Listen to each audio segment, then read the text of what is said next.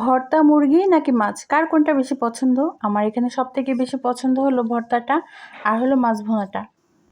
তো hello everyone, আসসালামু আলাইকুম। কী অবস্থা সবাই কেমন আছেন? আলহামদুলিল্লাহ আমি ভালো আছি। তো আবার একটি নতুন ব্লগ নিয়ে চলে আসলাম আপনাদের সাথে।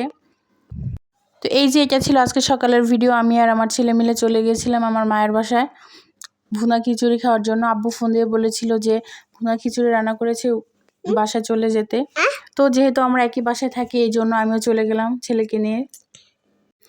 শীতের দিনে সকালবেলা আসলে এরকম নরম নরম খিচুড়ির সাথে ভর্তা দিয়ে খেতে অনেক ভালোই লাগে। এখানে ছিল 3 ধরনের ভর্তা, বেগুন ভর্তা ছিল, ধনিয়া পাতা ভর্তা আর হলো পটল ভর্তা।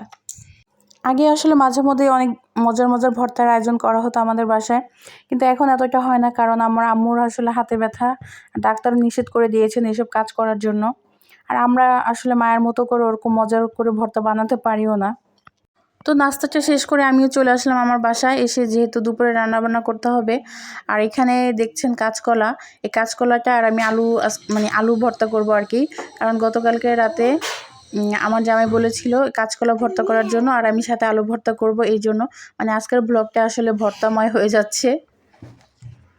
আলু আর কাঁচকলাগুলোকে আমি ভালো মতো সিদ্ধ করে নিলাম, এবং এখানে ভর্তার জন্য আমি ধনিয়া পাতা, কাঁচামরিচ আর হলো পেঁয়াজ কুচি করে নিয়েছিলাম।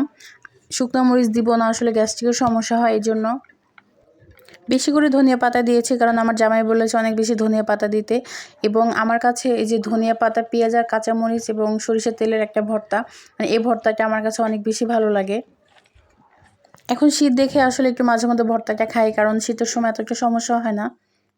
তো এখানে আমি কাঁচকলাটাকে আগে ভর্তা করে নিলাম, সরিষার তেল দিয়েছিলাম, ওটা ভিডিও করতে পারিনি কারণ একা হাতে আসলে করা সম্ভব হচ্ছিল না, এই জন্য।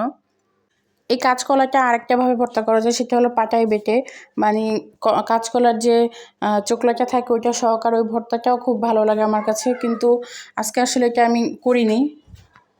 একইভাবে আমি আলু ভর্তাটাও করে নিলাম।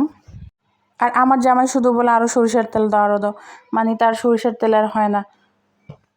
আসলে মজাই লাগে বেশি করে সরিষার তেল দিলে, ঘ্রাণটা খুব ভালোই লাগে।